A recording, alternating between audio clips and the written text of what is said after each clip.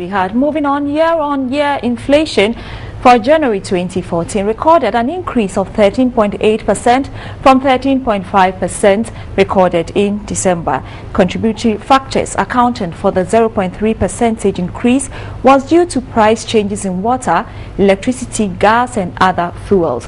Food and non-food beverages group recorded an average year-on-year rate of 7.1%, with mineral water, soft drinks and fruit juices leading the subgroups at 16.1%. The main drivers for the non-food inflation were housing, water, electricity, gas and other fuels, recording 37.9%. Volta region recorded the highest food inflation rate of 11.7%, with Ashanti region having the highest non-food inflation rate of 22.6%, with the highest combined inflation of 16.9%.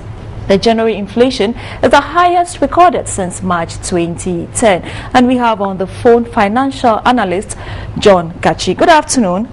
Good afternoon. Well, these factors have been mentioned, changes in water, price changes in water, electricity, gas and other fuels, which are essential commodities. You as a financial analyst, what's your take on that? I didn't get your point, please.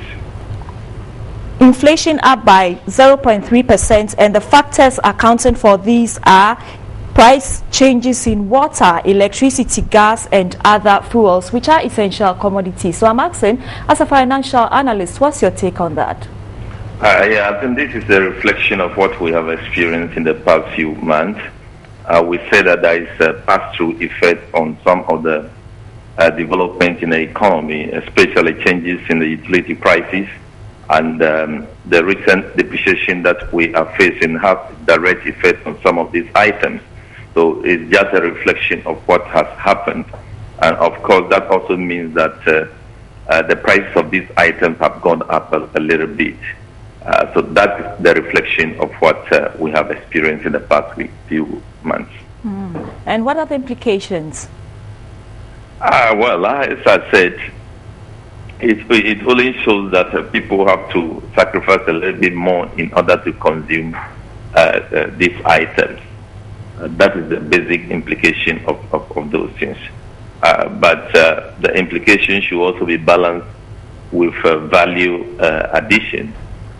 Normally, when the inflation goes up, but that increase in prices is also reflected in increase in value of the item.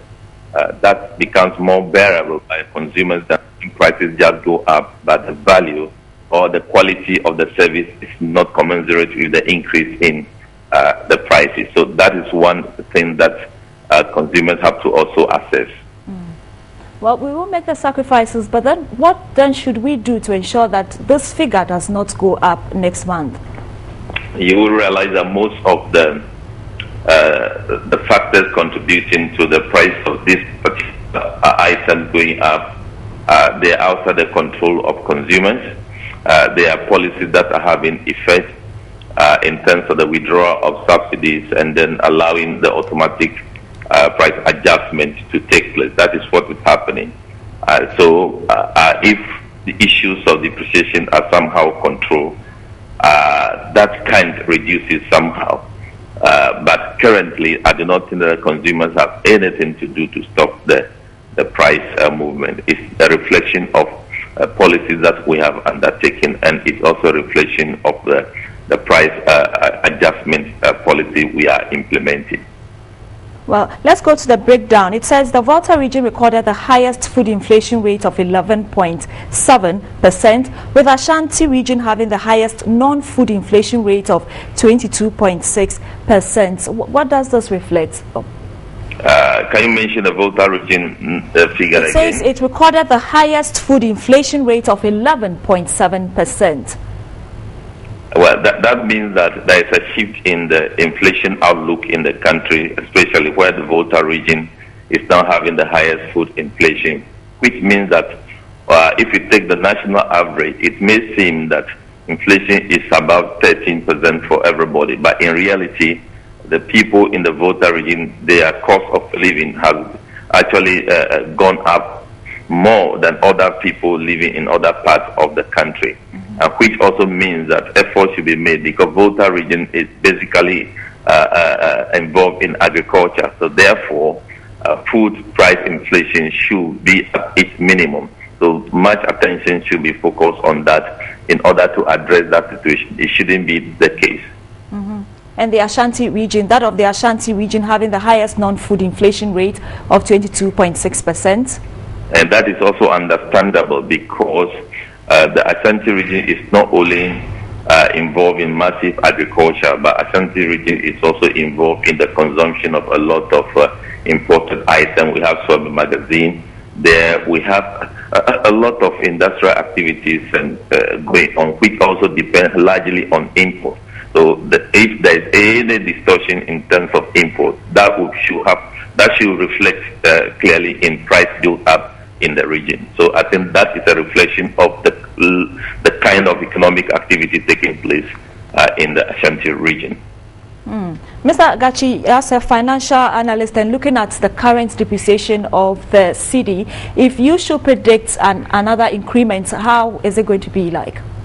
I cannot forecast a specific increment, but it's very clear to us that the effect of the current heavy depreciation will have a pass-through effect on price build up in the country. So one will expect that there will be some marginal increase in the level of inflation again the next time that the tax service gives announcement.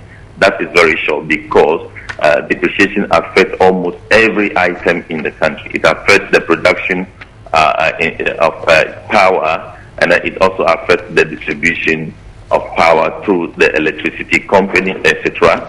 So that will have effects in the future.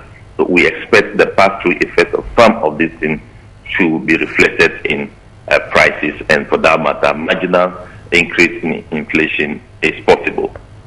Right, thank you very much, Mr. Gachi, financial analyst, explaining the 0.3% increment in inflation that was reported today. And moving on, the executive director of the Center for Freedom and Accuracy, Andrew Awuni, says measures recently announced to address the free fall of the cedi by the Bank of Ghana will not work, describing them as mundane and administrative. So Michael Addo brings us this report. In the last few weeks, the cedi's depreciation against major international currencies has been a source of concern. This compelled the central bank to inject $20 million into the economy. Last week, the Bank of Ghana again announced several measures to save the cedi. But the executive director of the Center for Freedom and Accuracy, Andrew Awuni, says the measures outlined by the central bank to address the free fall of the cedi will not work. Why I say that the interventions cannot help is that the issue we are dealing with, the depreciation of the cedi we're dealing with, is about our inability to defend the Ghana cedi because we do not have enough reserves to defend the Ghana cedi. The spending overrun of $4.6 billion in 2012, the last quarter of 2012, is a major problem.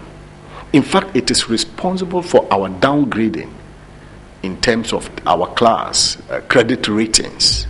He was of the view the problem at hand is a market's problem and only market solutions should be applied. There are two things we can do: short term, long term. We must fall on our reserves to defend the local currency. We must fall on our government to review some of their policies that are putting pressure on the dollar, like importing finished petroleum products from Europe annually at 2.6 billion instead of importing only crude oil and allowing Tema oil refinery to refine the crude oil. Our government has decided that they would rather go to Europe and buy kerosene from Europe and come and sell in Accra.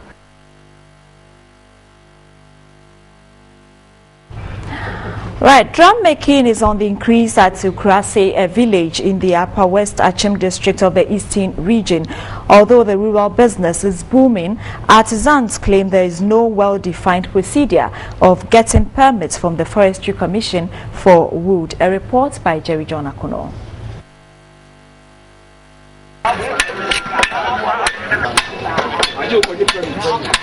Ukrase is a drum-making, carving and farming community in the West Upper Achim district of the Eastern region.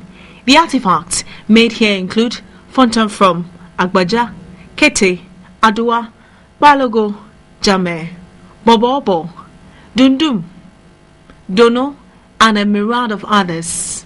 Designed in line with Ghanaian culture and tradition, the technology employed makes these artifacts very unique and attractive. James Arthur, who learned the trade from his father, shared his experience. You know what we are doing. I told Mumuna, Enya, and Faso Senya, Ever Congrem, Acobra, Ukobudiano Cra, Forest if you want to say, you see, Gapo by principles, one how Quantra, some other do. Despite this great drum-making talent among the men, inadequate financial support remains a challenge. James Arthur lamented getting raw materials comes with a higher cost and called for government support. He said getting a legal document from the Forestry Commission to operate is the biggest challenge confronting artisans.